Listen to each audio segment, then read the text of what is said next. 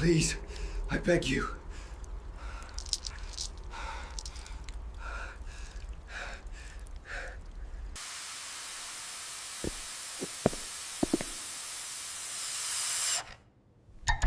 Hey guys, tonight we're going to explore one of the greatest figures in English history, Queen Elizabeth I. She was a woman who transformed being single, surrounded by enemies, and becoming a virgin queen into not just a choice, but a threat to anyone who dared to challenge her power. So, before you get comfortable, take a moment to like the video and subscribe, but only if you genuinely enjoy what I do here. And don't forget to let me know in the comments where you're from and what time it is for you. It's fascinating to know that friends from all over the world are joining us on this journey. Now, dim the lights, maybe turn on a fan for that soft background hum, and let's ease into tonight's journey together. Elizabeth Tudor was born in 1533, the daughter of Henry VIII and Anne Boleyn, yet from her very first breath, tragedy and politics had already claimed her life. Picture a small, pale-faced infant in a chilly royal chamber, swaddled in silks but surrounded by whispers.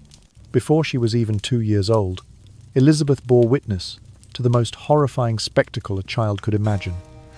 Her mother led, trembling, to the scaffold at the Tower of London, accused in spidery ink of adultery, incest, and witchcraft. The heavy thud of the executioner's axe must have resonated in her infant mind like a terrible lullaby. Almost immediately afterward, in a stern session of Parliament, she was declared illegitimate, stripped of her title, her allowance cut in half, and her royal household dismissed as though she were a broken toy. Once beloved as a princess, Elizabeth suddenly became a political inconvenience.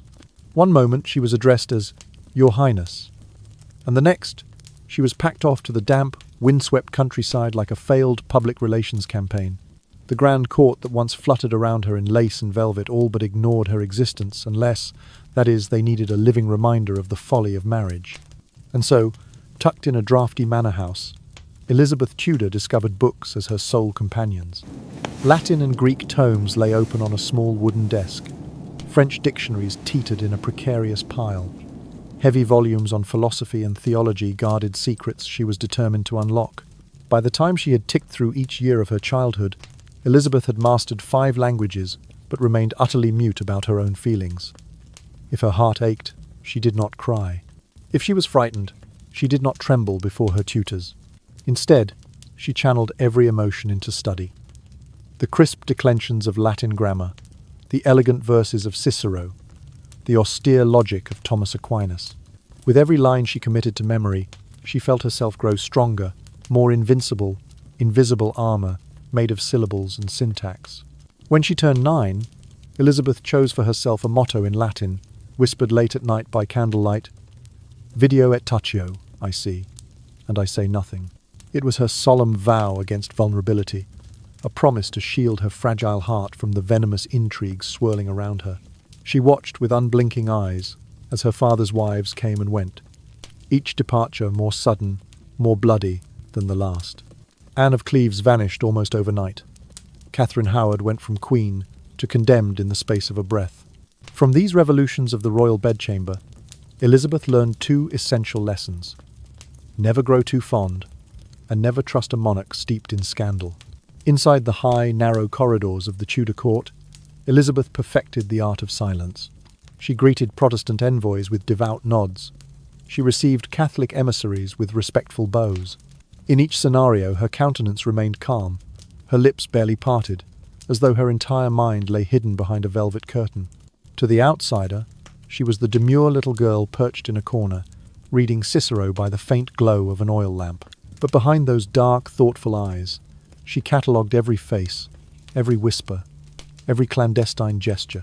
She stored these treasures like a squirrel hoards nuts for winter, memorizing alliances and betrayals with ruthless precision. Her tutors were among the finest in Europe scholars and poets invited from Paris, Oxford, and Wittenberg to refine her speech and shape her thoughts. Yet the most vital lesson sure was never found in any textbook. How to survive in a fractured royal family that resembled a labyrinthine court drama more than a dynasty. Henry's marital history was a parade of misfortune. Wives beheaded, marriages declared null, mistresses installed, then discarded. Each taught Elizabeth that the gilded life of a princess could transform overnight into something far more sinister. She did not compose pale, sorrowful verses about her own suffering. Instead, she embraced the creed of quiet observation, accumulating knowledge like a general planning for war. Day by day, she schemed in the shadows, simply by watching, learning, and saying nothing.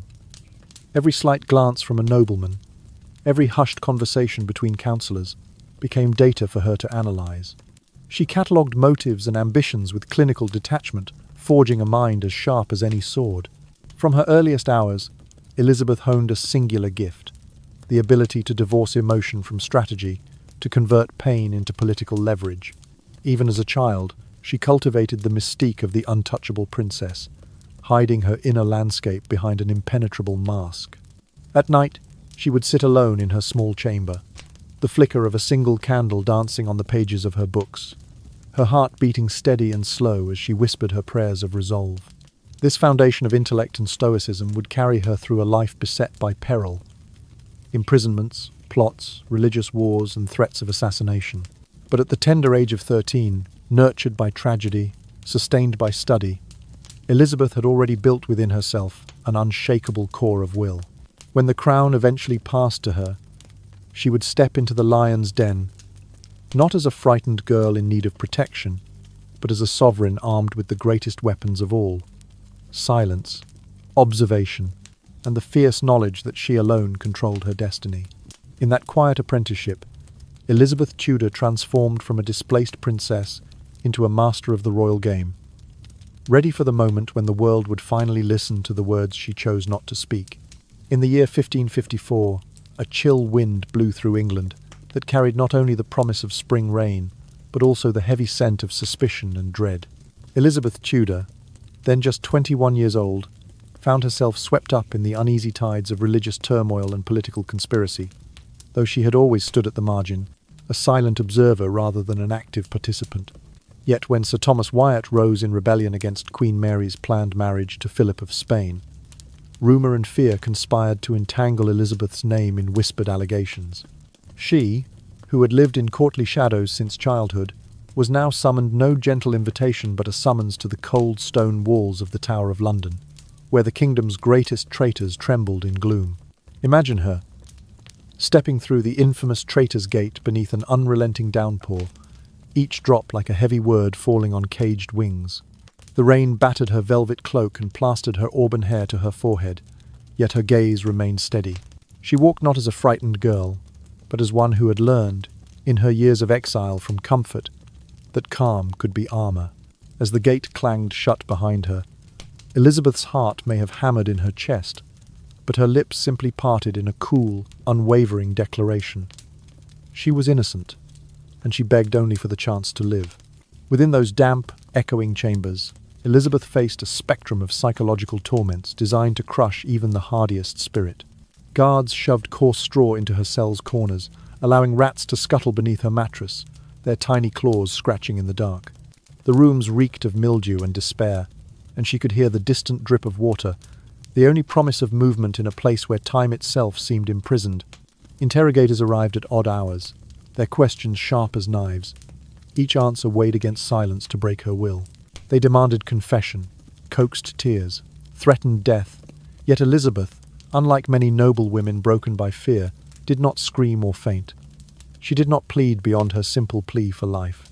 Each night, in the lonely hush broken only by the scuttling of vermin, Elizabeth found herself tracing the cold stone walls with her fingertips until her nails chipped, then turning to the one refuge she still possessed: her mind.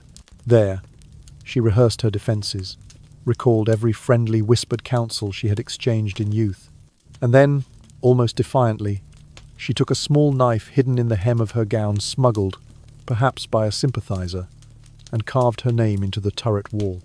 The letters ran ragged and uneven. E-L-I-Z-A-B-E-T-H,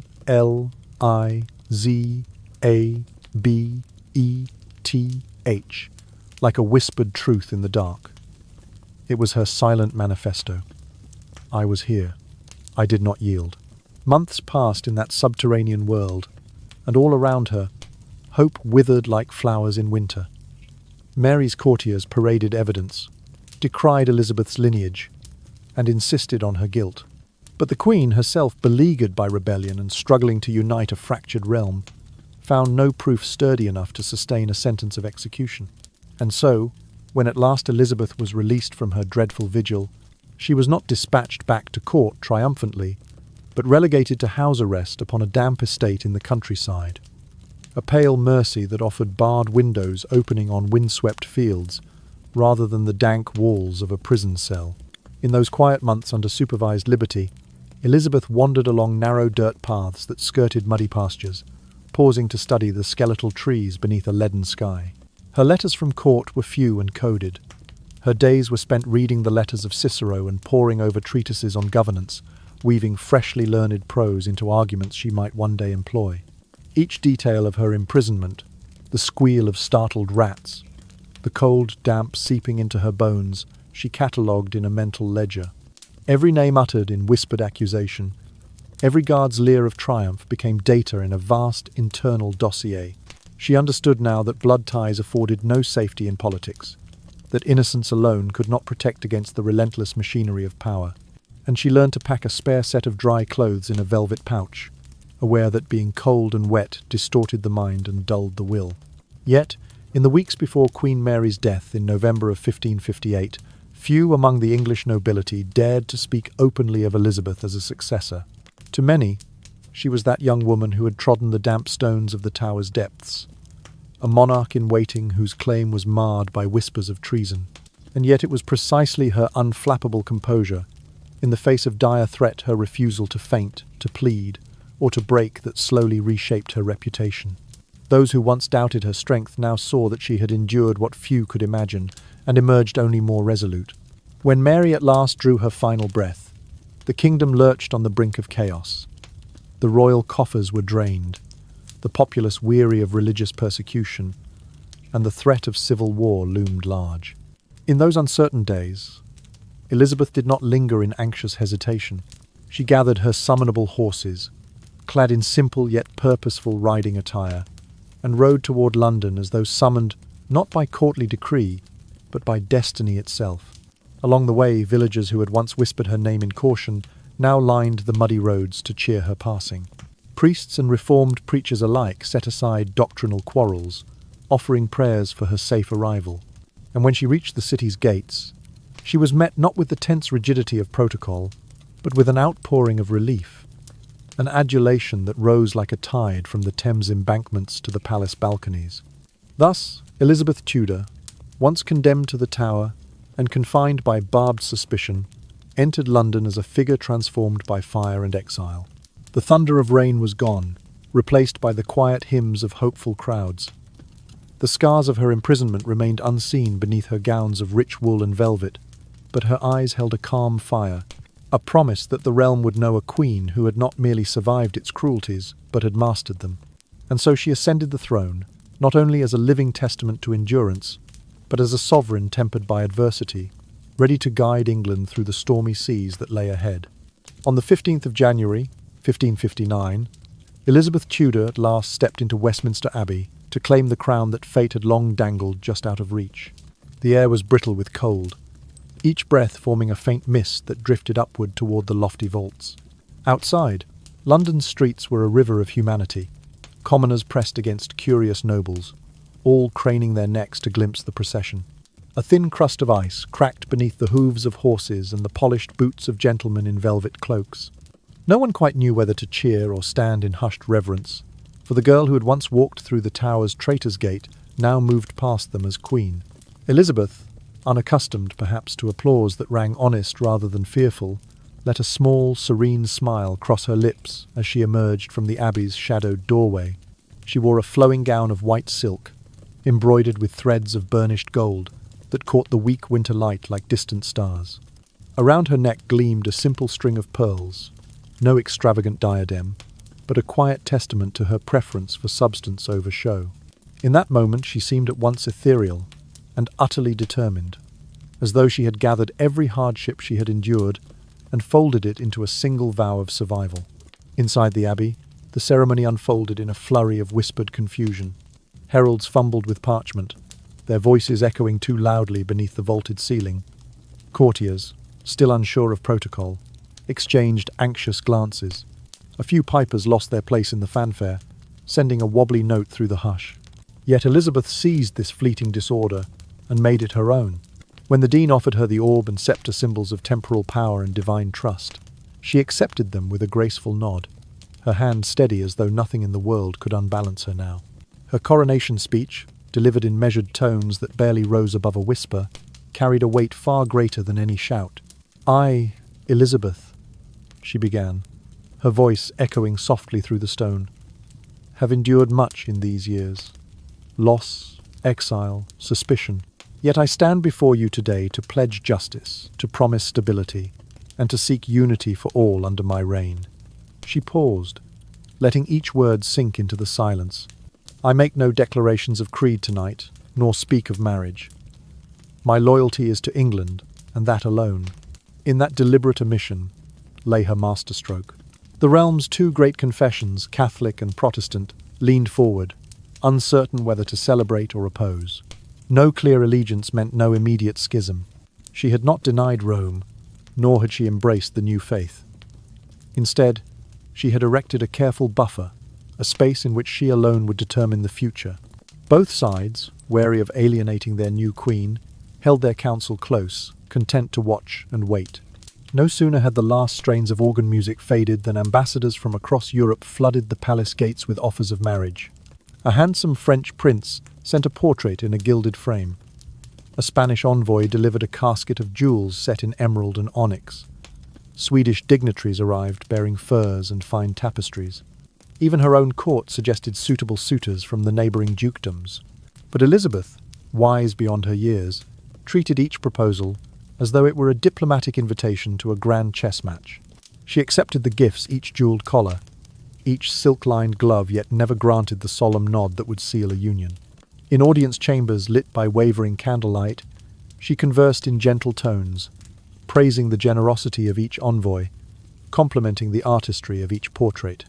Then, with a calm and courteous turn, she would thank them and bid them farewell, her face a placid mask that revealed nothing of her intent.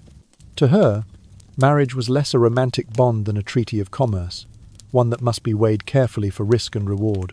A Spanish husband might bring military might, but at the cost of her independence. A French match could strengthen her position against Catholic forces, yet risk entangling England in foreign wars.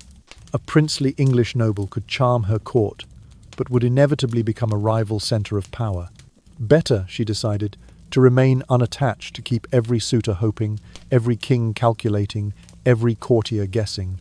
This deliberate singleness became her most potent instrument. By keeping the question of marriage forever open, she ensured that no foreign power could ever claim authority over her. Each suitor, no matter how eager, understood that their suit might never bear fruit, and so they scrupulously courted her favour, hoping that their patience would one day be rewarded. In the meantime, their diplomacy kept alliances fluid and their ambitions in check. Thus, Elizabeth turned her unmarried state into a grand political gambit. She held out the prospect of alliance like a glimmering prize, deftly extracting concessions and assurances from those who sought her hand. She negotiated trade agreements, secured military support, and maintained a careful balance among the great powers of Europe, all without binding herself to a husband's banner. Her court thrummed with the soft tension of hope and hesitation, each envoy mindful that a single word from her lips could shift the tide of alliances. In those early days of her reign, Elizabeth Tudor seated herself upon the throne, not as a timid successor, but as a sovereign who had mastered adversity. She wore her virgin crown as though it were forged of steel, unyielding, incorruptible, and fiercely her own. And under her watchful gaze, England began to breathe free of faction and fear, stepping slowly from the shadows of past reigns into a new dawn shaped by the Queen who would never be anyone's consort, only her people's chosen ruler. Unlike many monarchs who delegated the weight of governance to trusted ministers, Elizabeth I conducted the business of state with her own hand.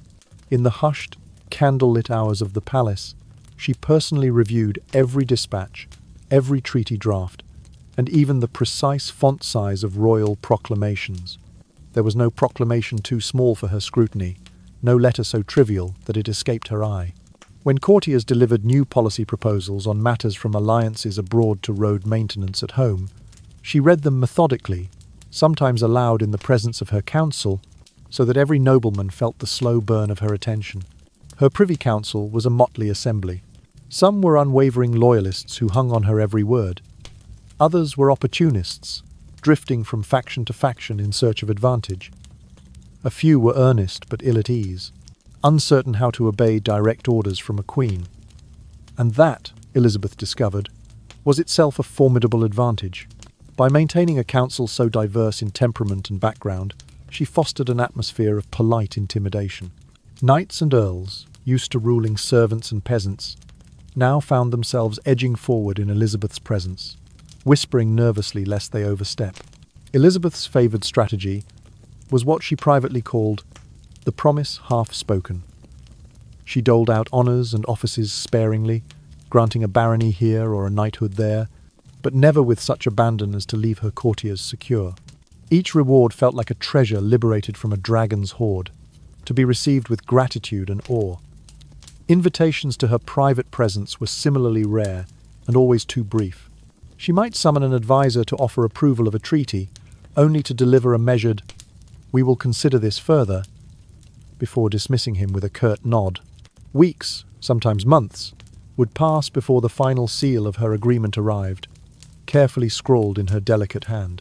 In those interludes, councillors paced hallways, exchanged anxious glances, and prayed that their proposals remained fresh in her memory. This deliberate uncertainty created in her court the most powerful attitude of all, deference born of hope. A minister might once have marched boldly into her chambers, expecting instant royal favour. Under Elizabeth's reign, he instead approached on tiptoe, head bowed, words clipped to avoid the imposition of impertinence. The very atmosphere in Whitehall hummed with a quiet tension, for none knew when her generosity might blossom or when it might wither from neglect. In tandem with her mastery of timing, Elizabeth weaponized her wardrobe. Each gown was a calculated statement. She commissioned dresses of ivory silk, embroidered with golden thread in swirling patterns that echoed the sun and its rays subtle reminders of her self-proclaimed role as the light of England. On occasions requiring stern resolve, she donned garments shot through with dark velvet and armour, like detailing, evoking a warrior queen prepared to defend her realm. Her wigs were masterpieces of structure, piled high and adorned with jewels that caught the gaslight in glittering flashes. A simple tilt of her head revealed a flash of pearls, symbols of purity, but also of untouchable wealth. No one else in her court dared replicate these styles. Elizabeth even issued sumptuary laws, forbidding her subjects from wearing certain fabrics and colours, thus ensuring that her presence remained visually unparalleled. Perhaps most uncanny was her choice of cosmetics.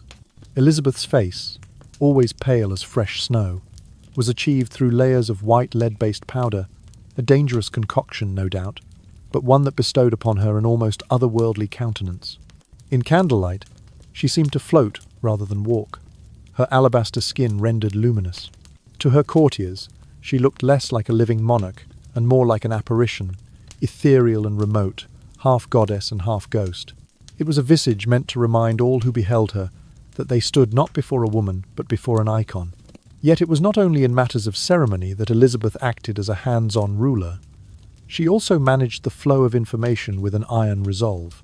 Her Secretary of State, William Cecil, later Lord Burghley, once lamented that he spent as much time drafting and redrafting memoranda as he did negotiating matters of war and peace. A single proposal could circle among scribes for weeks, its lines rewritten, its language refined, until it met the Queen's exacting standards. Any draft deemed too blunt might be returned with excisions. Any that dared to be overly bold might vanish altogether. This bureaucracy, though maddening to her ministers, achieved a singular purpose. It rendered her court utterly dependent on her assent. No policy moved forward without her personal approval, and every day courtiers awaited her judgment as though it were a survival matter. In this way, Elizabeth maintained a delicate balance of power. She appeared in council only when necessary, yet everyone knew that absence was no happy reprieve. Her silence was as potent as her word, a constant reminder that the source of mercy and authority lay solely with her. In combining these tactics, meticulous oversight of documents, strategic delay of favours, theatrical dress, and control of every line in every royal letter, Elizabeth crafted an environment in which she reigned not merely by law or lineage, but by psychological mastery. Her courtiers, arrayed before her in their finery, felt both the warmth of her rare smiles and the chill of her deliberate silences. She conducted her government like the conductor of a grand orchestra, every note precisely timed, every pause pregnant with potential. And through it all, she rested at the heart of England's brilliance, an unshakable presence, both revered and feared, guiding her realm through uncertain times with the quiet strength of a sovereign who knew that true power lay in commanding the minds and hearts of those who served her. Elizabeth Tudor's reign was not defined by grand parades alone, but by a quiet industry of secrets woven deep beneath the tapestries of her court. She understood, as few monarchs did, that true sovereignty required not only open diplomacy, but also a hidden network of intelligence. To that end, she entrusted her most valued confidant, Sir Francis Walsingham, to craft what might well be described as the first incarnation of MI6. In shadowed rooms within Whitehall, Walsingham and his agents intercepted foreign correspondence, cracked ciphers with patient precision, and shadowed suspected traitors through the tangled streets of London. Even ambassadors from rival powers found their own staff infiltrated by Elizabeth's loyal informants, some of whom passed coded messages back to the Queen under the cover of polite conversation. By any measure, this budding intelligence service was revolutionary. Couriers carrying letters from Rome to Madrid or Paris to Vienna were obliged, by Walsingham's mandate, to submit their messages for inspection before they reached their intended recipients. Any missive bearing the slightest hint of sedition was extracted, its contents read aloud at the next Privy Council meeting, where Elizabeth sat draped in velvets and pearls, listening in near silence, as conspiracies were laid bare. She heard of plots to poison her wine, of whispered alliances between disaffected earls and foreign princes, of clandestine masses held in hidden manor houses, all catalogued and exposed before they could bloom into full-blown rebellions. Thanks to this intricate web of spies, Elizabeth knew the contours of danger long before her enemies could draw their plans in ink. Several assassination attempts were foiled on the cusp of execution. Once when a bottle of supposedly vintage wine was found to contain a deadly tincture, and again when a guard's midnight knock concealed a blade hidden in the folds of his cloak. Time and again, Walsingham's agents disrupted the threads of treason, earning the Queen a reputation that spread beyond England's cramped cottages to the grand courts of Europe. She became known, in hushed admiration, as the monarch who could not be ambushed, the Queen immune to dagger or poison, the sovereign whose security apparatus seemed to anticipate every act of betrayal. Elizabeth's mastery of intelligence did more than protect her person. It became the model for every empire that followed. The Spanish, the French, even the Ottoman Porte would glimpse her success and strive to cultivate similar networks. In that way, she seeded the idea that information itself was power, the silent currency by which nations waged unseen wars. At the same time, Elizabeth enforced an equally meticulous control over her own image. No portrait of her visage was to stray beyond the official pattern she authorized. Painters were instructed to portray her with flawless skin, high forehead, and keen, unblinking gaze, a visage of ageless resolve. Any depiction that betrayed fatigue lines or the slightest imperfection was ordered destroyed. Reproductions of her likeness, in print or on tapestry, required her approval. Any rogue canvas or woodcut that dared show the Queen's diminutive height, her slight limp, or the pallor of her lead-based powder, faced the artist's disgrace and often swift punishment. Words, too, were catalogued as national treasures. Elizabeth's speeches and letters were deemed the property of the Crown. Any editor who dared embellish her prose, or any pamphleteer who spread rumours about her health or intentions, might find himself imprisoned, or, in less fortunate cases, facing more draconian consequences. In this manner, the Queen extended her reign into the realm of thought and rumour, ensuring that the narrative of her rule remained unchallenged. Yet all these strands of subterfuge and image management reached their greatest crescendo in the summer of 1588, when the mightiest naval force of the age, the Spanish Armada, bore down upon England's shores. As the great fleet unfurled its sails to blockade her ports, Elizabeth calmly prepared her people for war. She journeyed to Tilbury, a small town on the Thames estuary, where thousands of soldiers stood at dawn, their faces drawn with fatigue and fear. There, clad in lightweight breastplate and buff leather dress, she addressed them with a voice that trembled only with the weight of history. "I may have the body of a weak and feeble woman," she confessed softly, "but I have the heart and stomach of a king, and of a king of England too." The sight of their queen, riding slowly along the embankments, her auburn hair bound beneath a simple coif, filled the troops with sudden, fierce pride. They who had been on the brink of despair now stood straighter, their rusting armour seeming to catch a spark of new resolve. Elizabeth's presence became the very catalyst that turned panic into courage, transforming raw recruits and seasoned veterans alike into a united fighting force. When the Armada approached, the English ships, smaller but swifter, harried the lumbering Spanish galleons with fireships and cunning tactics. The wind itself seemed to favour the defenders, scattering the Armada into disarray. Waves smashed the broad decks of the invaders, while English letters of marque pounced upon disabled vessels. By the time the battered remnants limped home, hundreds of Spanish sailors lay drowned in the northern seas, bringing humiliating defeat upon Philip's haughty ambition. Elizabeth, standing at court in Whitehall, watched the news arrive in dispatches delivered by torchlight. To mark the victory, she transformed the entire realm into a hall of celebration. Commemorative medals bearing her effigy, and the inscription, "God blew and they were scattered," was struck in gold and silver. Poets crafted verses extolling her name. Painters captured the drama of burning ships on vast canvases that hung in her private galleries. Across England, church bells pealed. Streets were strewn with flowers, and feasts lasted for days. What had been a near cataclysm became a triumph that bound the nation ever tighter to her cause.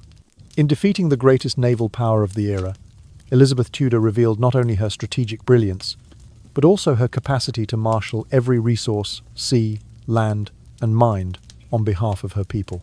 Through cunning espionage, rigid control of her public persona, and a masterstroke of leadership in the face of invasion, she solidified England's security and elevated her realm's prestige. In the wake of that fateful year, the Tudor dynasty entered what historians would call its Golden Age, a time when literature, exploration, and prosperity bloomed under the watchful, unsleeping gaze of a queen who had woven safety and image into an inseparable tapestry of power.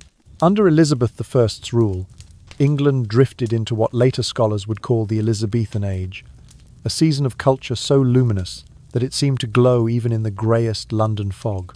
As the decade of 1560 dawned, the boards of the stage sprang to life, and with them came the name of William Shakespeare, whose plays Hamlet, Macbeth, A Midsummer Night's Dream would shape the very soul of English drama. Though a few worrywarts in the Privy Council fretted that theatre might corrupt the youth, Elizabeth herself saw the stage as a kind of gentle dominion. When subjects were lost in the tangled plots of kings and ghosts, they pondered less the riotous world outside. She quietly underwrote touring companies, sending funds to patch leaky roofs and install benches in ramshackle playhouses, so that even provincial towns could taste the wonder of a passionate monologue or a tragic fall. As the footlights warmed actors' faces, poets too took to their quills in concerted fervour. Edmund Spenser spun verse lauding his queen as Gloriana, a living goddess whose wisdom and purity illuminated the realm. In softly lit chambers, Sir Philip Sidney composed Arcadia, weaving subtle philosophy into pastoral romance, and lending the airs of courtly elegance to his lines. These manuscripts, circulated with the approval of Elizabeth's librarians, spread like fire in dry reeds. Private schools feathered their shelves with these volumes, and fledgling scholars pored over metaphors of virtue and glory late into the night, their candle flames guttering as they practiced penning their own couplets. Neither art nor poetry ruled alone under Elizabeth's watch. She turned her gaze to the wild blue depths beyond England's shores, encouraging daring voyages that filled her coffers and charted new maps of the world. Sir Francis Drake slipped the bonds of Plymouth Harbour and returned, 3 years later, laden with gold dust, curious artifacts, and marvels of navigation. His tales of distant seas fueled the public's imagination, and Drake became something like a national hero whose very name carried the promise of adventure.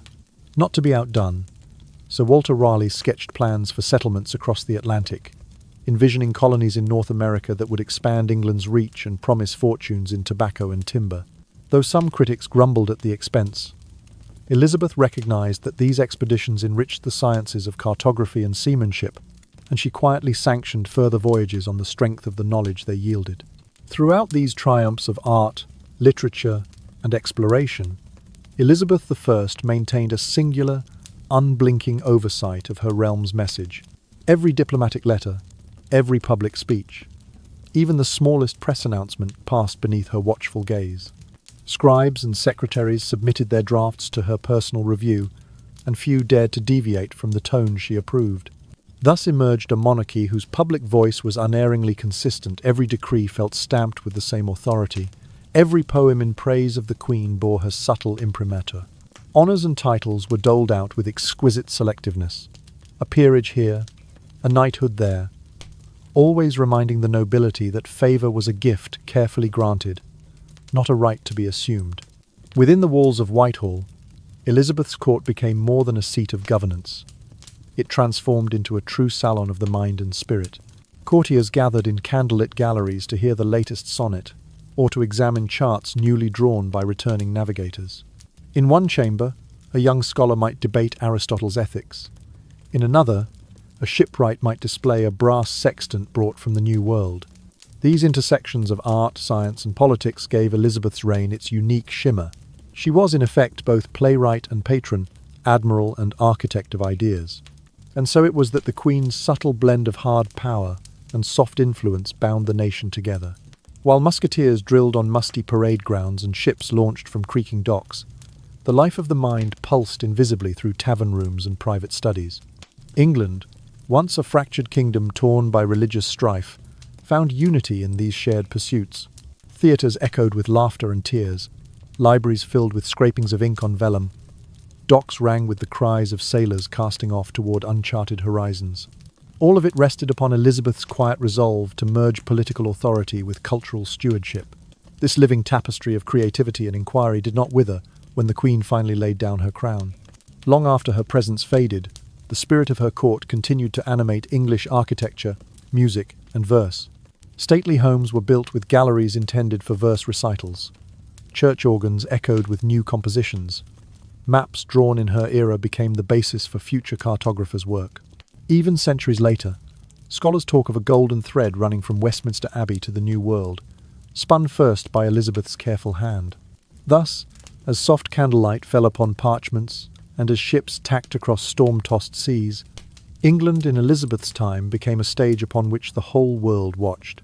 It was a realm ruled not by force alone, but by the subtle power of ideas, where the Queen, cloaked in velvet and wisdom, guided her people with the gentle authority of a patron of every noble pursuit.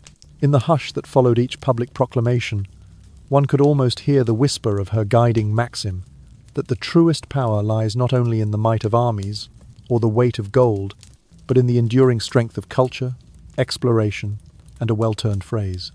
Though she never married, Elizabeth I did not live wholly without affection.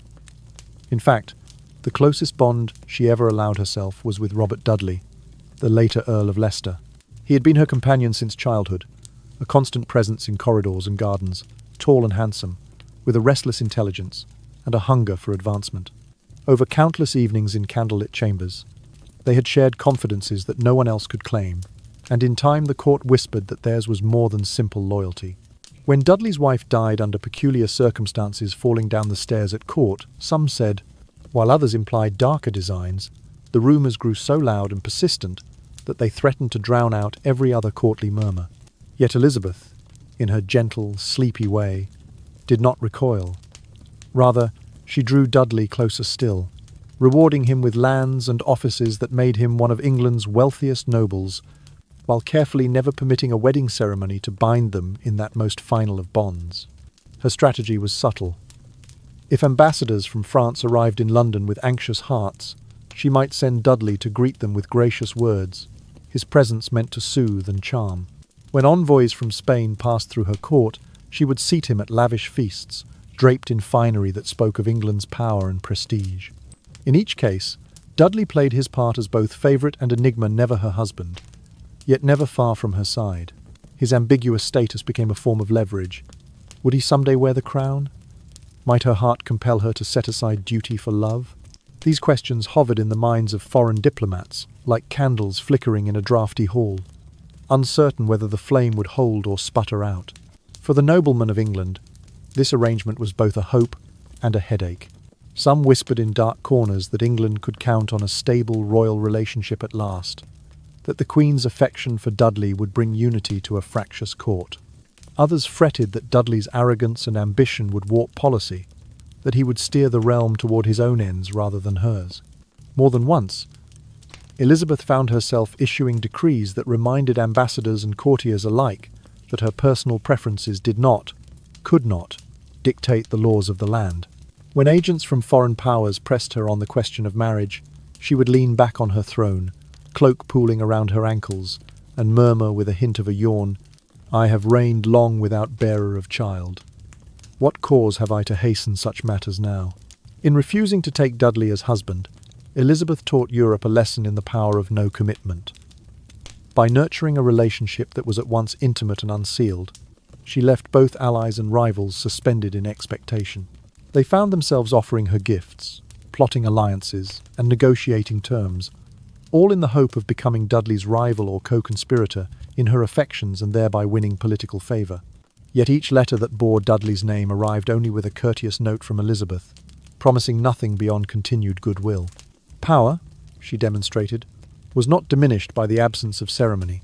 Rather, it was intensified by the open question of what might come to pass. For Leicester himself, the dance was finely tuned.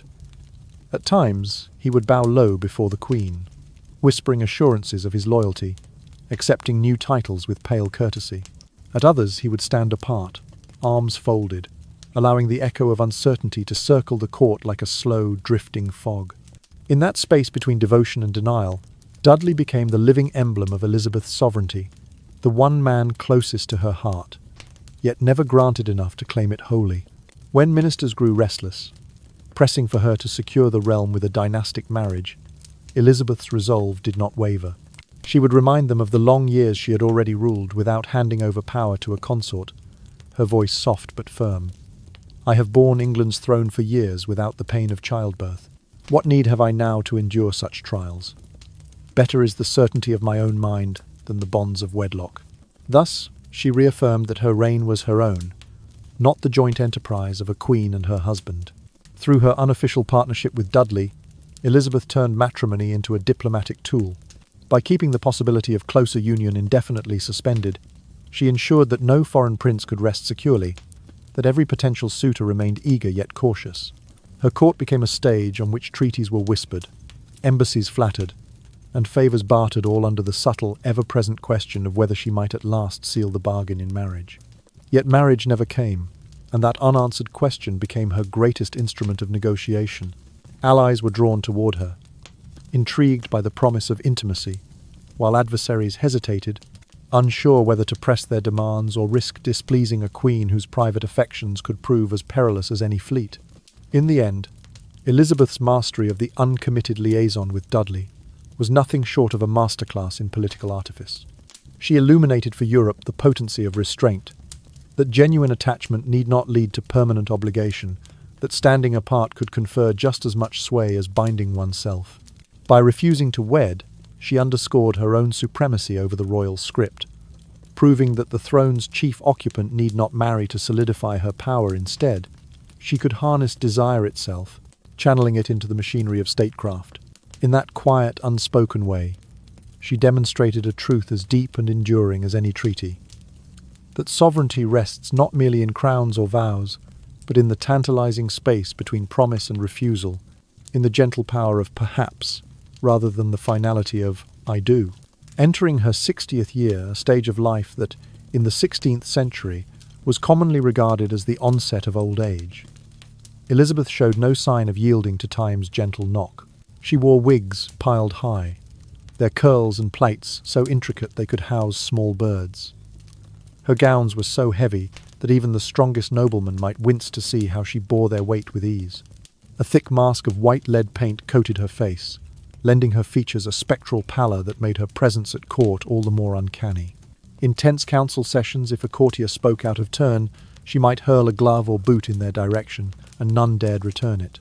The younger lords would shrink back at her icy glare, and foreign ambassadors, upon arriving, found themselves rehearsing every phrase, every tilt of the head, lest they commit some minor infraction that might draw Elizabeth's ever-watchful eye. As her health gradually declined, an inevitable accompaniment of advancing years, Elizabeth adamantly refused to surrender herself to bed rest. She believed that once she lay down, she might never rise again. So she spent the final months of her reign standing or perched stiffly on a plain wooden chair, the sense of duty outweighing every ache in her bones. Her physicians and ladies-in-waiting hovered anxiously about her, offering cushions and gentle advice. Yet she would limp to her desk each morning, flick her gaunt hand through a stack of dispatches, and insist on reading every report and signing each deed with the same deliberate precision she had maintained for decades. Even at the point when breath came in shallow wisps and her vision blurred at the edges, the governance ritual persisted, reviewing muster rolls, approving the day's expenditures, and only then, with a faint nod, permitting herself the mild indulgence of a simple luncheon. Over the course of nearly 45 years on the throne, Elizabeth never once formally endorsed a successor. When courtiers and bishops pressed her for the name of her heir, she would arch a single aristocratic eyebrow, lift a hand in mock surrender, and quip in that soft, lulling voice, "Are you all not planning to remove me yourselves, so that you might assume the crown?" The ambiguity she cultivated was no mere jest.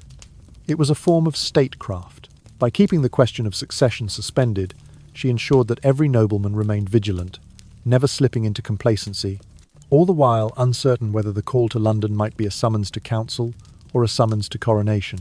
At last, in the spring of 1603, Elizabeth's long vigil came to an end.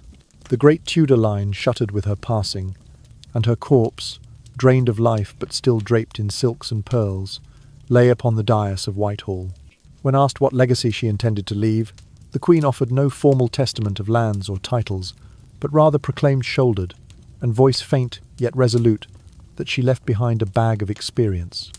Lessons in ruling fiercely against foes, generously toward her people, deftly in diplomacy, and never ceding an inch of her authority. This invisible will prove its power when James VI of Scotland, the distant prince whom she had long alluded to in veiled references, stepped forward to claim England's throne. The new king, learning from Elizabeth's unspoken edicts, preserved Parliament's privileges, tempered religious strife, and maintained the formidable navy she had so carefully nurtured. Elizabeth departed not with the ostentation of gilt carriages and grand funerary rites, but more like a statue erected amid history's ebb and flow, steadfast, unbowed, forever gripping her own balance of power. In her slow decline, she demonstrated the final, enduring truth of her reign, that sovereignty resides not merely in pomp or ceremony, but in the quiet mastery of presence itself. And when her name echoes through the corridors of time, it is less the gilded crown we recall than the unyielding posture of a ruler who, even in her final breaths, refused to recline.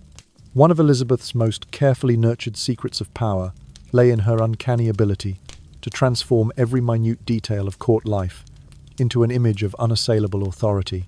She strictly forbade any public appearance devoid of her signature mask of white lead makeup, ensuring that her face, smooth and unlined, resembled a lifelike wax effigy rather than a mortal woman. This pallid visage, untouched by the ravages of time and imperfection, created an illusion of immortality that neither birth nor age could tarnish. Her wigs, towering and meticulously arranged, added inches to her stature, while the farthingales beneath her gowns broadened her shoulders into a silhouette nearly as imposing as her reputation. Thus did the Queen, small in physical stature yet solid in presence, loom over each gathering with the gravity of fate itself. Courtiers, no matter how wealthy or indebted they were, dared not imitate her appearance. Even if they could afford the most sumptuous silks and the costliest foreign jewels, they maintained the respectful distance her royal sumptuary laws demanded. Equally strict was Elizabeth's regulation of her own likeness in portraiture. Every painted image, from the delicate miniature sketches by Nicholas Hilliard to the grand oil panels once attributed to Hans Holbein's circle, had to conform precisely to her royal template. No fluttering eyelash, no broad grin permitted. Her gaze was always steady, her lips a demure line that suggested both composure and warning. Artists laboured under her exacting eye, retouching each canvas until it matched the Queen's vision of perfection. An ageless, statuesque woman whose very image broadcast power and separation. These portraits, once approved, were circulated far and wide in illustrated books, printed engravings, and painted copies sent to foreign courts, becoming an early form of political Photoshop, imprinting Elizabeth's mythic presence across Europe. Every subject who glimpsed these likenesses recognized at once that they were looking not merely at a monarch, but at an idea, sovereignty made visible. The rituals of Elizabeth's court were choreographed with the same meticulous attention. State funerals, ambassadorial receptions, and investiture ceremonies all followed detailed scripts that guided each movement, each curtsy, and each spoken greeting.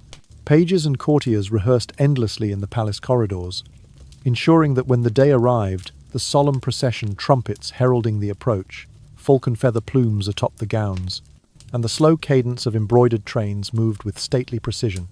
Even foreign envoys from distant realms, such as Rome's sacred halls or the Sultan's court, arrived expecting spectacle, and found themselves awed by English pageantry. No gesture was left to chance. Every bowed head and whispered, "Your Majesty," served to reinforce the aura of ritualized deference that sustained Elizabeth's supremacy. Beyond visual splendor, Elizabeth wielded music as another potent instrument of her psychological fortress. At chapter house concerts and state banquets, a consort of viols and lutes would weave haunting melodies that floated through the vaults of Whitehall, while choirs of voices, soprano, alto, tenor, bass lifted hymns of loyalty and praise to Gloriana, the poetic moniker bestowed upon the Virgin Queen. Lyrics hailed her as the shining star of Britain, guardian of faith, and exemplar of beauty, and each refrain echoed off marble columns and tapestry-draped walls, embedding her legend in ear and heart alike. These compositions were not confined to the palace. During celebrations of military triumph or the nuptials of favoured nobles, the same anthems swelled through the streets, uplifting commoners' spirits and sending a subtle message to any would-be conspirators that all of England sang her praise. By weaving together these layers of spectacle, her sculpted visage, her carefully regulated portraiture, her orchestrated ceremonies, and her stirring court music, Elizabeth constructed a psychological bulwark that deterred both foreign invaders and domestic rebels. No armada, no cavalcade of insurgents, dared to imagine that they could overturn a regime so thoroughly anchored in symbolic power. She demonstrated, time and again, that soft authority, the power of image, ritual, and emotion, could withstand and even surpass the blunt force of armies.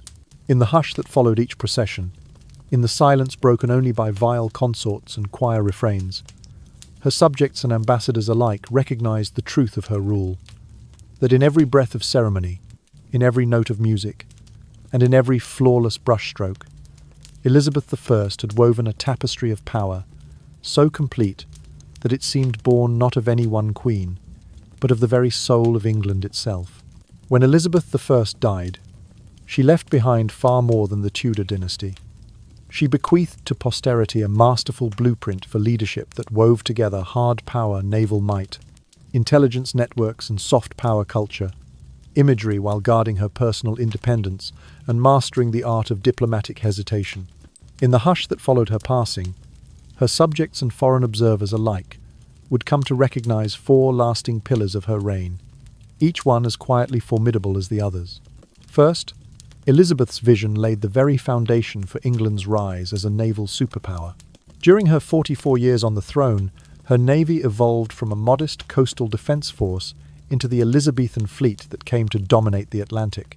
Small, agile ships, armed with the latest cannon, patrolled the sea lanes, harried enemy vessels, and protected burgeoning trade routes.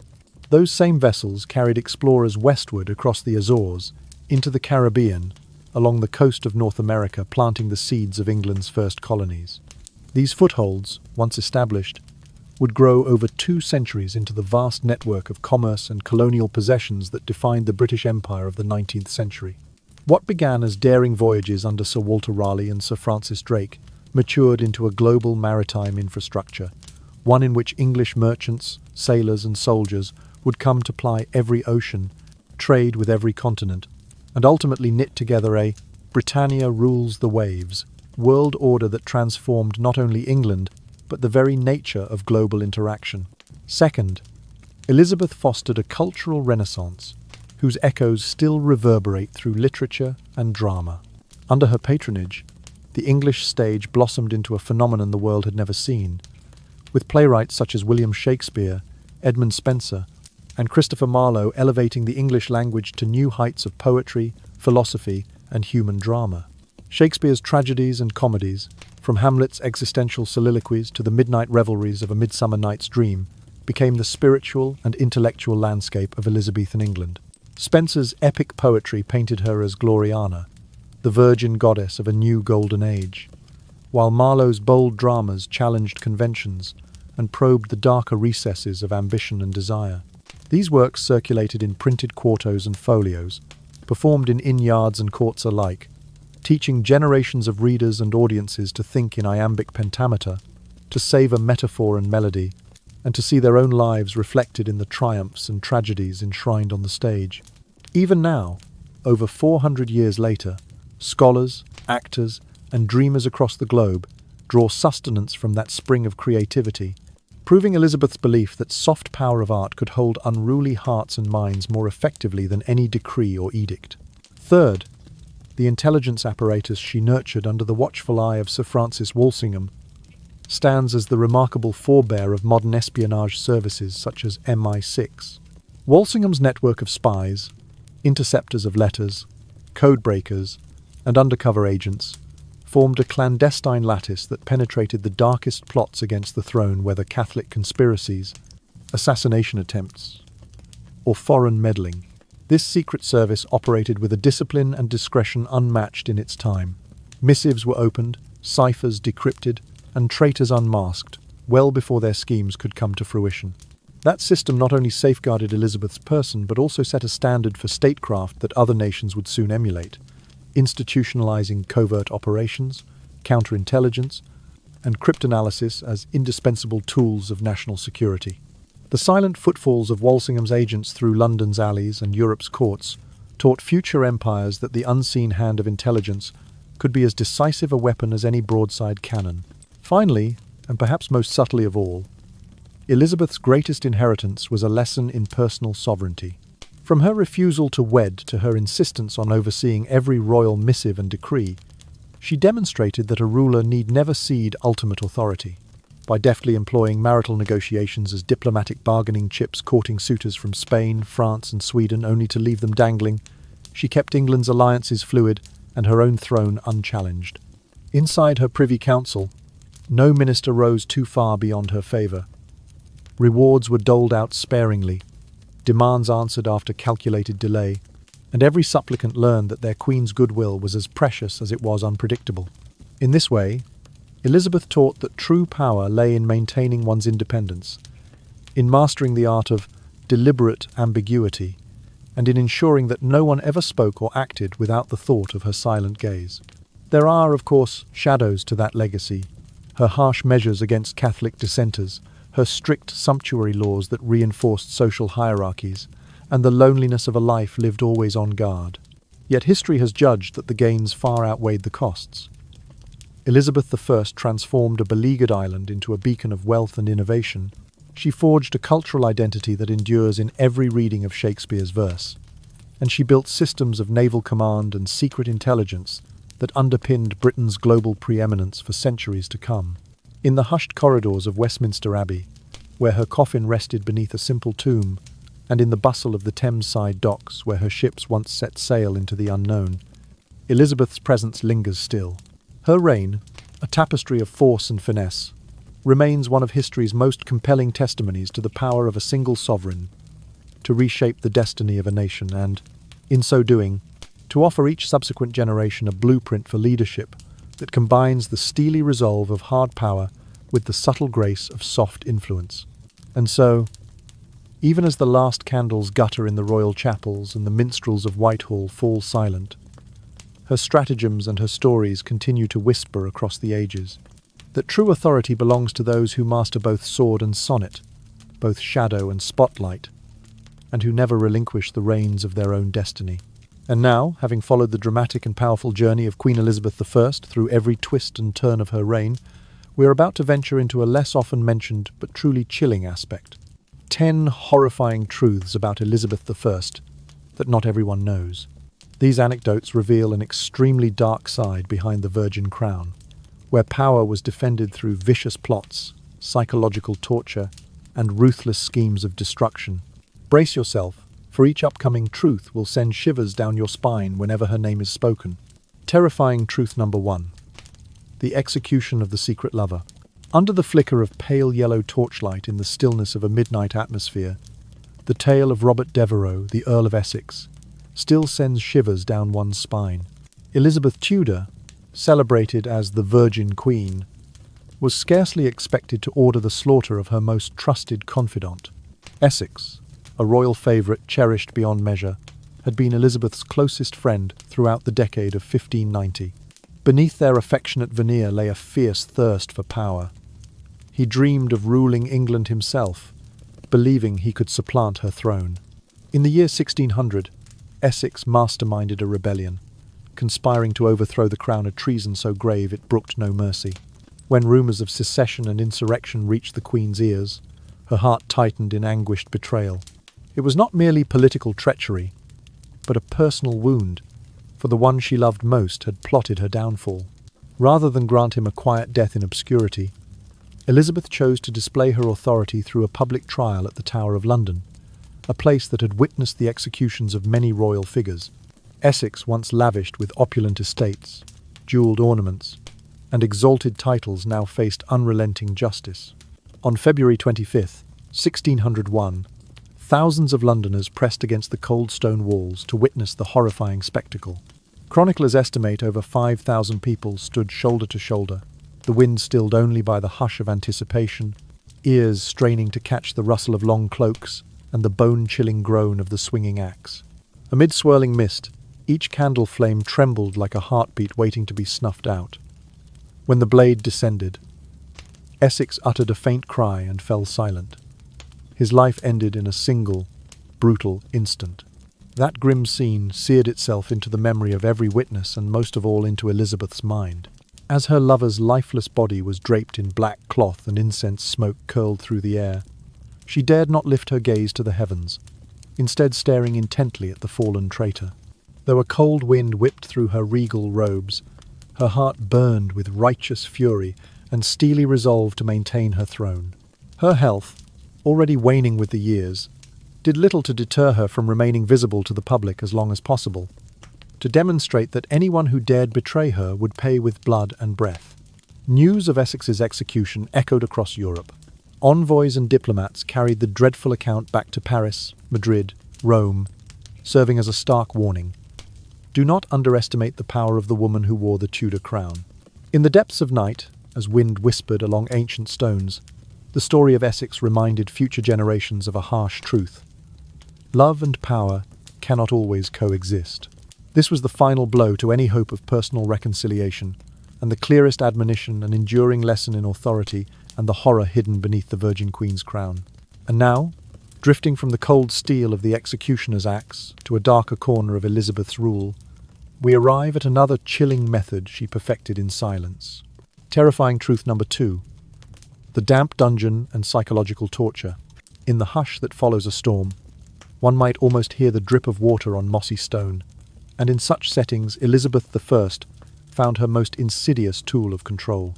Whenever the Queen suspected a courtier, noble, or even a royal-born woman of treachery, she personally ordered them consigned to the dank vaults beneath her castles, prisons where moisture clung to the walls like breath, and only the barest slits of daylight pierced the darkness. These subterranean cells were neither bright enough for the sun to warm, nor dry enough to stave off mildew. And here, in this realm of perpetual gloom, captives were left untethered to any schedule of meal or rest, sometimes for months on end, even years.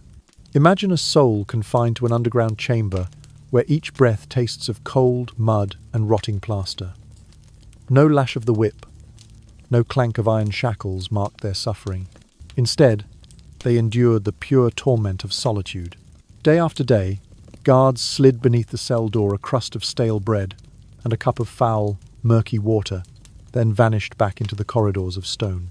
Beyond that door, the echoes of distant footsteps and muted voices only served to deepen the prisoner's resolve to belong once more to the waking world. Without the sun's rhythms to guide them, their circadian clocks unravelled. Hours melted into days, days into weeks, and the mind began to fray.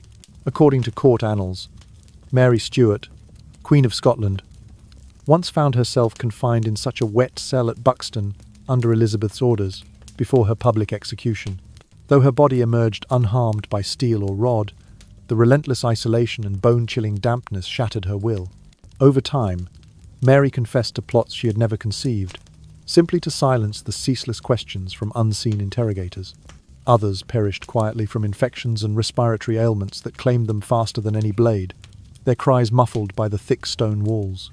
Yet Elizabeth never paid a grain of ransom for their upkeep. She knew well that a cold, dark cell and the gradual erosion of hope were the cheapest means of compliance. This practice became a hidden formula of governance. Never deliver an outright death sentence, but instead engineer a living death beneath layers of gloom. After the Buxton incident, few dared whisper Mary Stuart's name in Elizabeth's presence, for the very thought of isolation's horror was enough to compel obedience. And it was not only foreign queens who learned this lesson. English nobles, ministers and ladies, brought close to the throne, all felt the shadow of that dank dungeon, looming over every misplaced word or curious glance. So, as we drift from the public spectacle of the Tower to the silent agony of the underground vaults, remember that in Elizabeth's court, the mind was as much a battleground as the open field. The horror of sunlight never touching one's face, the dread of time losing all meaning, and the gnawing certainty that no aid would ever arrive. This was the true weapon of the Virgin Queen, and it remains one of her queerest and most terrifying legacies, the absolute knowledge that even without a drop of blood spilled by another's hand, a sovereign could crush spirit and sanity with mere darkness and damp. Drifting from the unseen horrors of solitude and isolation, we now turn our weary gaze to an equally macabre relic hidden in plain sight. Terrifying truth. Number 3. The unveiling of the Queen's skull. One of the most ghastly legends uncovered by later generations is the story of the Elizabeth skull, a sombre wooden casket engraved with the letters Elizabeth Regina, said to contain the very skull of the late Queen after her. Peaceful passing. In keeping with her own decree that no tombstone should bear her name, Elizabeth I was interred quietly beneath an unmarked grave in Westminster Abbey. Her body was laid to rest with minimal ceremony, the aisle kept silent and dark in her memory. Then, in the year 1789, during restoration works beneath the stone floor, labourers stumbled upon a lockable wooden chest concealed beneath the tiled pavement. This chest could only be opened by the very priest who had overseen the Queen's original burial rites. When they finally unfastened the rusted clasp, they beheld a woman's skull, its jawbone still intact, the teeth gleaming like tiny white pearls. The eye sockets lay empty, as all skulls must, yet those voids seemed to hold the very weight of Elizabeth's unyielding gaze. Believers quickly accepted this as her remains, and the box was transferred to the British Museum, displayed beside the remnants of her white gloves and a pair of delicate bracelets she once wore to court. Decades later, a forensic anthropologist undertook DNA testing on the skull, comparing its genetic profile to that of confirmed descendants of Edward I. To the astonishment of many, the results failed to match. Some speculated that the skull might actually belong to another noblewoman, misplaced under the abbey's shadowy floors. Yet it was this very secrecy, the concealment of her final resting place in a private crypt, the absence of any marked gravestone, that fueled the chilling legend. The skull of England's most formidable monarch now lay entombed in a dingy wooden box, accompanied only by the whispers of history. The decision to exhibit the skull, albeit shrouded in dim lighting and seldom mentioned in official guides, cast an eerie spell over museum visitors. An object once wielding imperial authority, that had gazed down from royal portraits in sumptuous gowns, was reduced to an anonymous cranium. Hundreds of years after her demise, travellers still shudder at the sight of that modest artifact case, feeling the fragile and merciless turns of dynastic fate. Imagine, standing before a glass display, your eyes tracing the rough-hewn wood of the box, The carved letters that once proclaimed, Elizabeth Regina. You sense the chill of centuries pressing in as you contemplate the empty sockets of power's former vessel. No longer does the Queen command armies or councils. Her last vestige is a bone that once supported a brilliant mind and an iron will.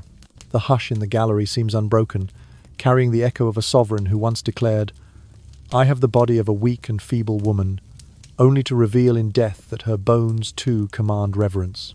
So, if you ever find yourself wandering the dim corridors of the British Museum, be mindful of the hush around one particular exhibit. There, behind a quiet label and a single shaft of spotlight, rests the sketched outline of a monarch's mortal remains. It is a stark reminder that even queens must ultimately yield to the grave, leaving behind only memories, and perhaps a skull in a wooden casket, to whisper of the power they once held. Drifting from the silent chambers where the Queen's very bones lay in wait, we now return to the beating heart of the court where even a simple banquet could hide a deadly trap. Terrifying truth number 4. The poisoning plots at court. If there is one lesson to carry forward from the macabre revelation of Elizabeth's skull, it is that nothing in her world remained as it appeared. Within the gilded halls of her court, countless conspiracies stirred behind velvet drapes, and none were more insidious than the attempts at poisoning. According to the secret records of Francis Walsingham's intelligence service, in the decades spanning 1580 to 1590, at least 3 separate plots sought to deliver tainted pastries or poison-laced beverages to the unsuspecting Queen. The most harrowing of these conspiracies unfolded in the year 1593, during the lavish feast celebrating the defeat of the Spanish Armada. Bernardino de Mendoza, the Spanish ambassador, cunningly concealed arsenic within sweet pastries and fine vintage wine intended for Elizabeth I. Under the gentle glow of candelabra, a platter of flaky confections passed from hand to hand, all destined for the royal table. Yet Walsingham's network of spies, whose watchful eyes extended even to the shadowed arches of London Bridge, intercepted whispers of Mendoza's plan. Agents stealthily confiscated every last cake and decanted every drop of the wine before it could touch the Queen's lips. In order to confirm the lethality of the poison, Walsingham conducted cruel experiments on a pair of unwitting donkeys, feeding them a sample of the suspected cakes. Within hours, the poor creatures writhed in agony, their muscles convulsing until they lay still. This gruesome proof galvanized the court into immediate action. Elizabeth remained blissfully unaware, as her entire set of goblets and knives was replaced, and the water supply to Whitehall was boiled and purified. Henceforth, the Queen resorted to porcelain goblets, stamped with her personal emblem, and sipped only Dutch chamomile tea, reputed for its purity and imported at great expense from the Low Countries. But the threat of poison was not confined to Her Majesty alone. Princes and princesses, lords and ladies, all dined under looming suspicion. In 1597, tragedy struck when a beloved courtier fell ill after preparing a sumptuous banquet for one of the royal princesses. Within days, he succumbed to his symptoms, violent fever and excruciating cramps, revealing that even those who served the Queen faced mortal peril. The incident laid bare the savage undercurrents of the royal stage, where competition for favour could swiftly turn from a whispered intrigue into a lethal ambush. This persistent shadow of danger forced Elizabeth to yield to constant vigilance. Each meal was now an exercise in ritual. The Queen herself performed a brief inspection of every dish, accompanied by a silent prayer, while her trusted attendants watched for the slightest discoloration or odd odour. Dinner parties, once an opportunity for spectacle and merriment, became tense affairs, with guests nibbling at morsels as though handling fragile relics, ever mindful of the invisible threat that might lurk within. And so, within those ornate chambers, the game of power assumed its cruelest guise. Weapons need not glint in the late afternoon sun. A fork dusted with powder was enough to sow chaos. Courtiers learned to laugh politely as they nibbled at cold meat, eyes darting to the Queen's table to see if she would show the slightest sign of distress. Champagne corks popped overhead, but behind each toast lay the unspoken understanding that survival depended upon the swift detection of betrayal. In the hushed corridors, rumours of bitter draughts and purple stains on crumbs passed like ghosts, haunting even the bravest soul. By the time the sun set on the 16th century, Elizabeth's court had forged a new protocol. Never trust the hospitality of friend or stranger, and always keep a cup of water simmering at the edge of the table to cleanse the palate, or perhaps to dilute a darker poison that might drift unknowingly your way. And so we leave the banquet hall behind, its opulent tapestries laden with hidden menace, to journey onward through the Queen's darker mysteries. Drifting from the poisoned feasts that turned convivial halls into danger zones, we now slip into the most private and unforeseen chamber of all, where even the Queen's solitude was laced with lethal intent. Terrifying truth number 5.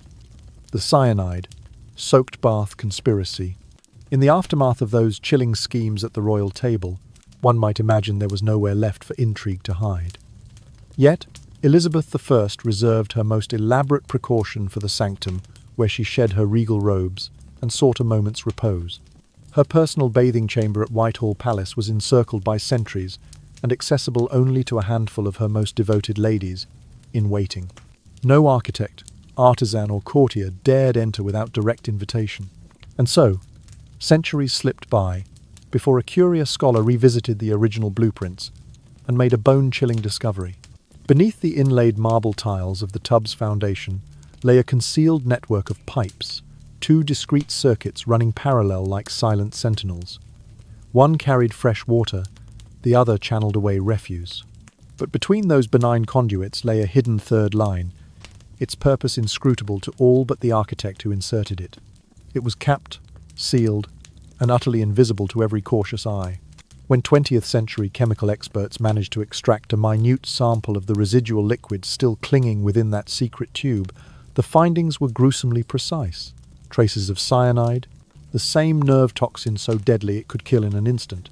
Historians now theorize that Elizabeth commissioned this sinister apparatus as her ultimate insurance policy, should betrayals swarm too close, or if despair ever consumed her regal heart, she could simply summarily release the cyanide into her bathwater and end her life on her own terms.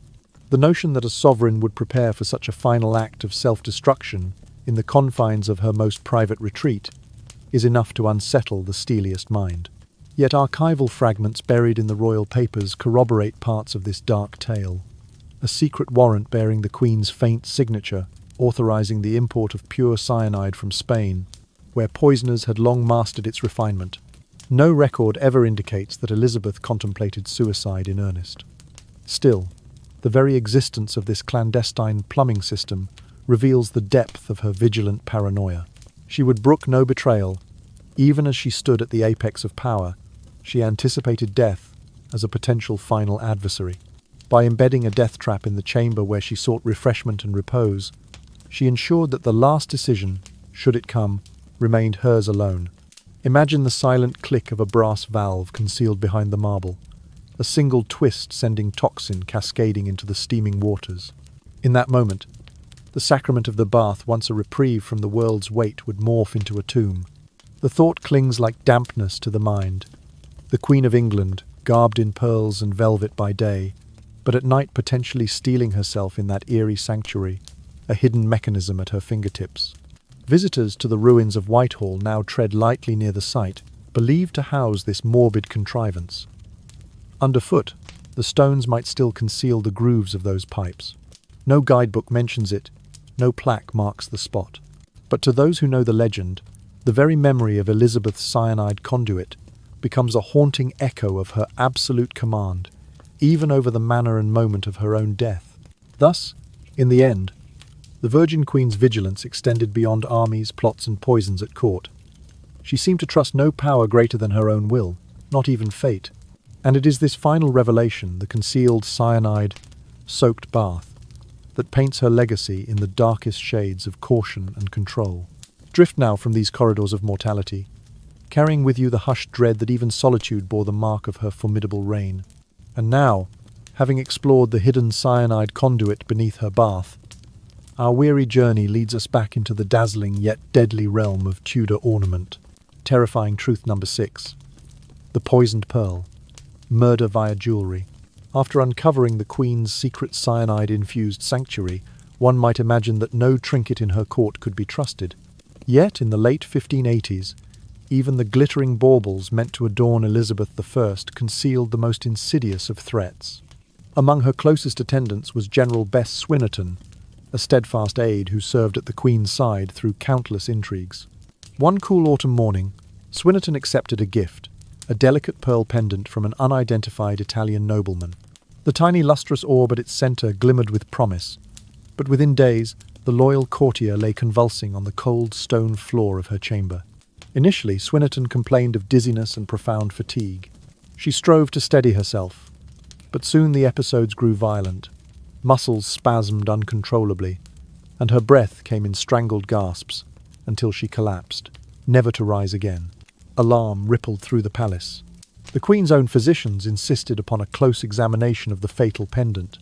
Peering through magnifying lenses of polished crystal, they discovered a fine white powder clinging to the pendant's reverse side. Sothin it required the gentle brushing of a squirrel hairbrush to reveal in full.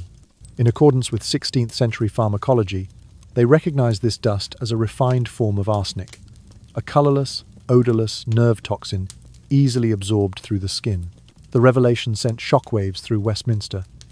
Elizabeth herself had never worn that ill-fated gift, yet she commanded an immediate recall of every imported pearl and gemstone within the palace. Cartloads of jeweled necklaces, diamond rings, and jeweled hairpins were dispatched to the royal treasury, where they were sealed within the deepest vault. There, under flickering torchlight, a cadre of vigilant chambermaids laboured for nights without rest. Each delicate piece was swabbed with vinegar, roasted embers, and a dilute lime-wash solution to detect any traces of arsenic or other heavy metals. The hissing reaction of metal against acid became the nightly refrain of anxious guardianship. Whispers later pointed to a covert network of Italian courtiers, long antagonistic toward Elizabeth's Protestant realm, as orchestrators of the plot. Their aim was to eliminate the Virgin Queen quietly, shattering English unity and plunging the nation into dynastic chaos. Pearl merchants from Venice and Genoa, who once glided through Whitehall's gates in gilded carriages, found themselves summoned for questioning. Many were never heard from again, spirited away under the cover of darkness after hasty tribunals concluded their testimony against them. From that moment on, the Tudor court enacted the most stringent jewellery protocols in European history. No brooch or bauble might cross the threshold into royal sight without enduring at least 3 rounds of testing: a soak in wine vinegar to reveal any metallic flecks, a roasting over red-hot charcoal to spot discoloration, and a final scrub with bleaching lye to uncover hidden toxins. Even the Queen's own collection was methodically catalogued and retested each season, her gems stored in specially constructed wooden chests lined with lead and cedar to stave off contamination. Yet the darkest legend of all speaks of a single hairpin, its design so simple that it escaped official records. Rumour holds that Elizabeth retained this ownerless adornment, slipping it into her hair during private audiences. Should a dire moment arise, should the realm crumble under the weight of sedition, or should she face capture, she could unleash its hidden arsenic payload upon herself, denying her enemies the spectacle of her death. Even now, centuries later, courtiers' descendants still speak in hushed tones of that silent weapon, locked away in some forgotten drawer beneath the palace, waiting for the day when a queen must choose how she dies. Oh, and so, as our eyelids grow heavy with the weight of Tudor secrets, let us leave these perfumed halls of peril behind, carrying with us the memory that even the loveliest treasures in Elizabeth's court might conceal the most lethal of designs. Drifting from the glimmer of poisoned pearls and the secret cyanide bath that offered a final escape, we now descend even further into the hidden underworld of Tudor torture. Terrifying truth number 7. The Blood Well. The secret torture chamber. Even as Elizabeth I reigned over her court in radiant splendour, she sanctioned a subterranean horror beneath the very kitchens of Hampton Court Palace. According to secret memoranda unearthed at the Royal Library in the year 1820, the old service wing housed a forgotten well 8 metres deep, its sides lined with cold brick that served as a clandestine chamber of psychological torment. When a courtier or official was accused of treason, they were not sent to the public Tower of London. Instead, under cover of night, they were dragged through hidden corridors to this blood well. There, guards bound their wrists and ankles with iron shackles and suspended them against the damp brick walls. The only sound encouraging confession was the unending drip of water echoing from the well's depths, each drop falling like a distant heartbeat in the gloom. The prisoners wore heavy iron collars that cut into their flesh the moment they were hoisted above the well's rim. Then, with a sudden jerk, the ropes slackened, and they dangled over the abyss, too heavy to remain aloft, too restrained to find footing. In that limbo, they were left to stare into the black maw below, imagining every stagnant puddle at the bottom as thick with old blood. This drip torture preyed on the mind, an acoustic assault more chilling than any lash. Under flickering torchlight, interrogators circled, recording every groan, every plea, in careful shorthand. Confessions wrung from those terrorized by sound alone were later presented to Parliament as irrefutable evidence of conspiracy. By the time a prisoner's spirit broke, they were often willing to admit to plots they had never conceived. At least 2 souls saw fit to end their torment then and there. Descending into despair, they tied ropes around their necks and slipped from their cuffs, hanging themselves against the well's damp stones. Their broken bodies were left dangling for days, a grim warning to all who might question the Crown's authority. Most interrogations stretched on for days, with prisoners unable to sleep amid the relentless drip of water and the tramping of soldiers on stone floors above. The only respite came when guards delivered meagre chunks of stale bread and bowls of cold broth, leaving behind footsteps that echoed like distant drums. The stench of mildew and fear filled the cramped air, pressing on the lungs of each trembling victim. This terrible secret remained hidden until historian Charles Lyne discovered a cache of letters belonging to Bishop Richard Bancroft. Within those pages was a memorandum approving funds for the construction and maintenance of a private detention pit beneath the Great Hall at Hampton Court. Though Elizabeth never personally witnessed these horrors, her signature confirmed she approved the expense. Thereafter, court chroniclers referred only obliquely to the Hampton Court dungeon, a phrase that barely hinted at the abyss lurking beneath. Long after Elizabeth's death, the well was sealed and the service wing repurposed. Yet modern visitors who wander the labyrinth beneath the palace sometimes pause near boarded-up doorways, sensing a faint echo of those distant drips. And though the chandeliers above shimmer in golden light, the memory of that subterranean chamber where sound itself became an instrument of cruelty lingers like a half-remembered nightmare, reminding us of the dark depths even the most luminous rain can conceal. And as the echoes of dripping stones and rattling chains fade, our weary minds turn from hidden wells of agony to the invisible scourges that haunted Elizabeth's realm. Terrifying truth. Number 8. The Plague Within the Court. After bearing witness to the horrors of the Blood Well, one might imagine that no cruelty could exceed such darkness. Yet in the 1560s, Elizabeth I faced a menace even more indiscriminate, the Great Plague that swept through London and beyond. While dying bodies lined alleyways and mothers wept over empty cradles, the Queen's response revealed a chilling calculus. Protect the crown at any human cost. In the year 1563, as the bubonic plague ravaged the streets of London, Elizabeth and her closest advisers quietly withdrew to Windsor Castle, leaving the city's common folk to confront the epidemic alone. No proclamations were issued for the poor. No medicines delivered, only royal carriages hastening out of the city under cover of night. The court's sudden departure marked the beginning of what officials termed collective isolation, a draconian measure that would see entire neighborhoods sealed off to contain infection. City decrees declared that any household in which a plague death occurred must remain shut behind locked doors. No scrap of fresh bread, no measure of clean water would be granted beyond the lone ration of a damp, half-baked loaf per day. Soldiers stood guard at every barricaded street, their muskets trained on frightened families who banged upon windows pleading for mercy. Amid the stench of rotting corpses piled in doorways, some desperate neighbours attempted to scale the barricades, only to be struck down by halberd blows or left to collapse in the filth. Local gentry, and even minor nobles, protested vehemently, sending petitions that read like nightmares. Doomed to perish where we stand, never to glimpse our Queen's compassion. But Elizabeth, cocooned in Windsor's thick stone walls, believed that preserving her reign outweighed pity for the masses.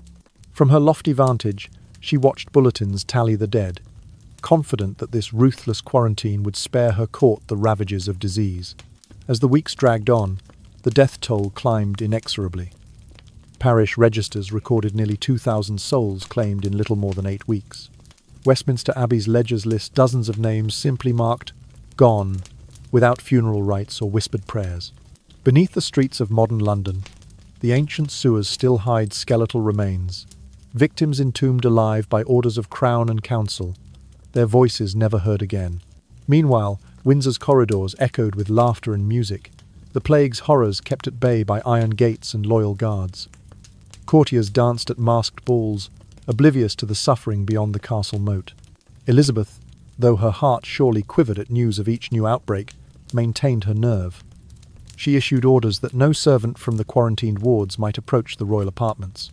Even the humblest page had to endure days of washing in scented baths before crossing the palace threshold. When at last the guards removed the barricades and the plague's tide receded, London survivors emerged to a scene of devastation. Rotten piles of discarded hope, empty vineyards overrun by weeds, and families broken beyond repair. No grand proclamations marked their return to normalcy, for the cost had been too high. To Elizabeth, this unspoken sacrifice was necessary, a grim lesson in the price of stability. Thus, the plague became not only a test of public health, but a testament to the Queen's merciless will. By isolating entire streets and forsaking the common people, she secured her court's safety, and in doing so, accepted the silent graves beneath London's stones as collateral. In hushed whispers, historians would later call this policy the plague within the court, a stark reminder that in Tudor England, royalty reigned supreme, even over life and death itself. Having witnessed the ruthless quarantine that sealed thousands beneath London's streets, we now step back into the glare of the footlights only to discover that the theatre itself had become a chamber of poisoning. Terrifying truth number 9. The poisoned air in the playhouse.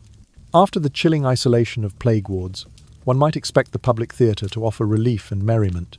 Yet under Queen Elizabeth I's patronage, the very stages she adored concealed a hidden menace. Toxic smoke that turned dramatic flair into neurological nightmare. Elizabeth prided herself on fostering the flourishing of English drama. Her court regularly sponsored travelling troupes, and the Globe and other playhouses brimmed with eager spectators. To evoke the eerie realms of heaven and hell, playwrights and stage managers devised elaborate special effects, censers burning fragrant herbs, blowpipes sending plumes of magical smoke across the stage.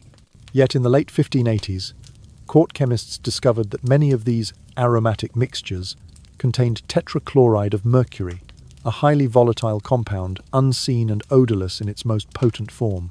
During one production dramatizing the tragic reign of Mary Tudor, Elizabeth's elder half-sister actors used this concoction to heighten tension. The villain's glove was dipped in a rich, silvery solution of mercury tetrachloride, then lightly brushed against the sleeve of the princess.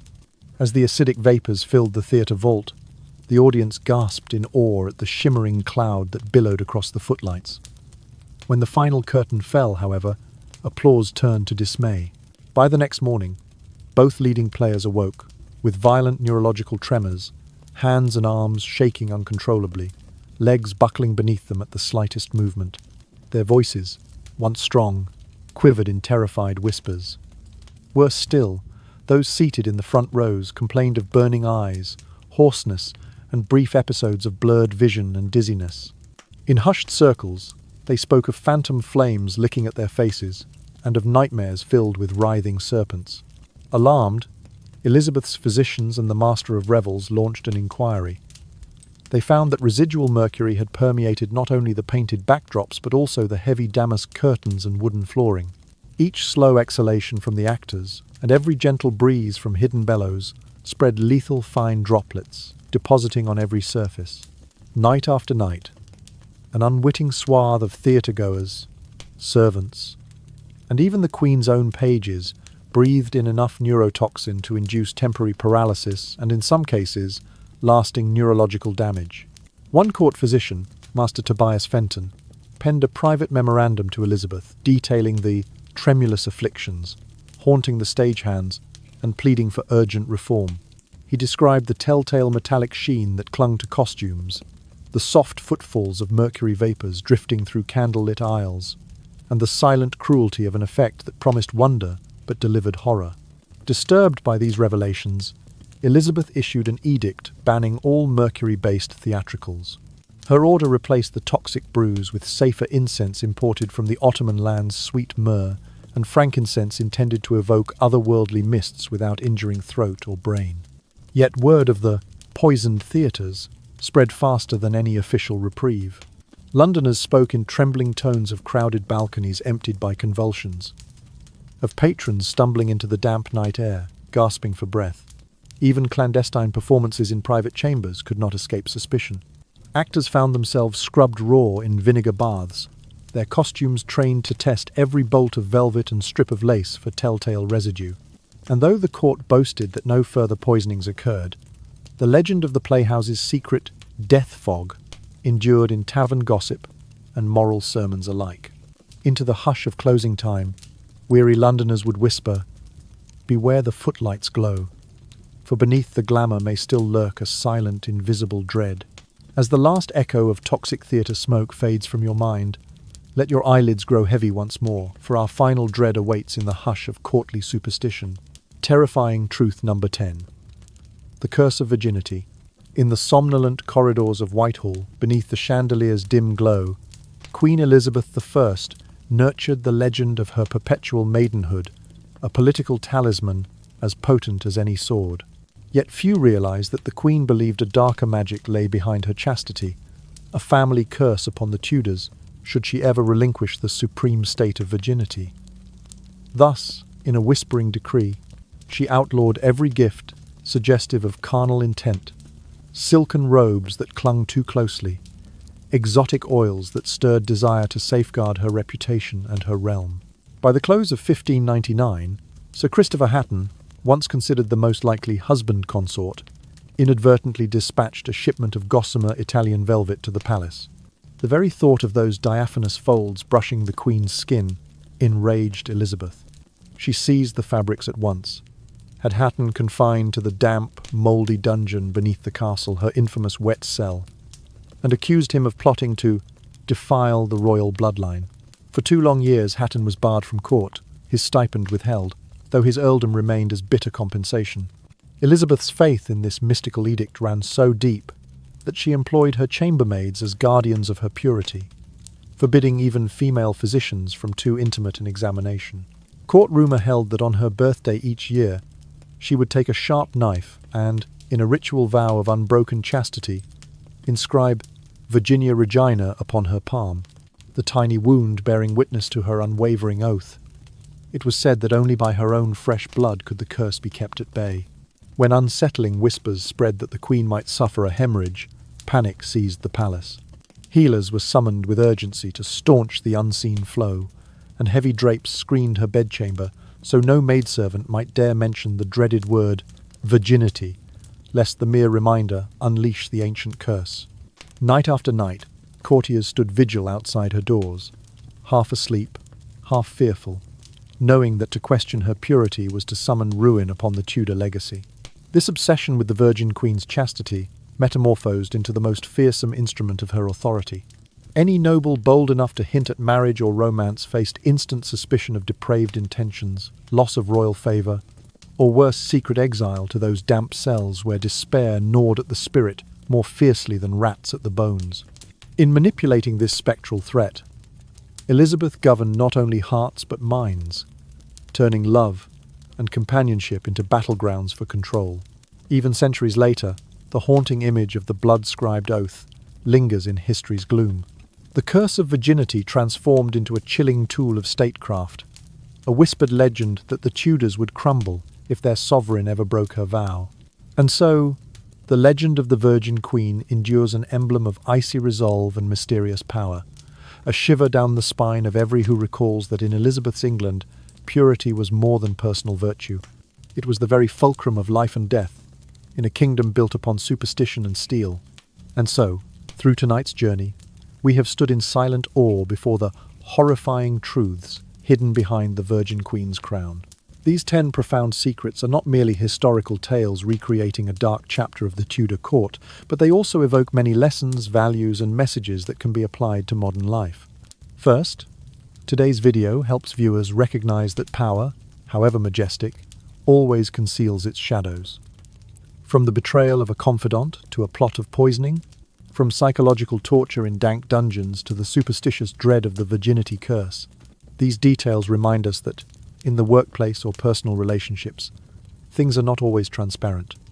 We must not trust absolutely but remain alert, analyze, and ask questions before granting power or intimacy. Second, the overarching message of the video is the fragility of honor and trust. Elizabeth I elevated her chastity, honor, and public image into weapons, but that very choice made her live in constant fear, monitoring everyone around her, and ultimately transforming herself into a prisoner of the legend she had created. In modern society, a reputation on social media, a career, or social status can similarly become a psychological burden if we value appearance above authenticity. We must balance authority with empathy, image with sincerity. Third, each horrifying truth conceals a humanistic value. Love and power cannot always coexist. Loneliness and pressure can destroy reason, and even the strongest among us needs support rather than being isolated at the summit. This encourages viewers to reflect on themselves. In the whirlwind of work, family, and friendships, always maintain compassion, empathy, and know when to seek help in times of difficulty. Regarding practical application, you can draw 3 concrete pieces of advice. 1. Maintain balance between control and trust. Do not let the fear of betrayal turn you into an overbearing controller, nor let naivety make you easily exploited. 2. Take care of your mental health. Psychological torture in the name of discipline only leads to collapse. In life, make time to care for yourself, rest, and share your feelings with loved ones. 3. Value sincerity. Any scheme or performance will be exposed over time. Sincerity and transparency always build trust more durably than any cunning plan. And finally, if you are still awake, let these eerie anecdotes guide you into sleep, transforming shivers into reminders. Whether Elizabeth I or anyone else, every person has hidden shadows. From that, we learn to live more realistically, stay alert, and act with greater kindness. Sleep well and have peaceful dreams. If you found this video useful, don't forget to subscribe to the channel and hit the bell so you won't miss our newest and best videos in the future. See you in the next journey through history's mysterious depths.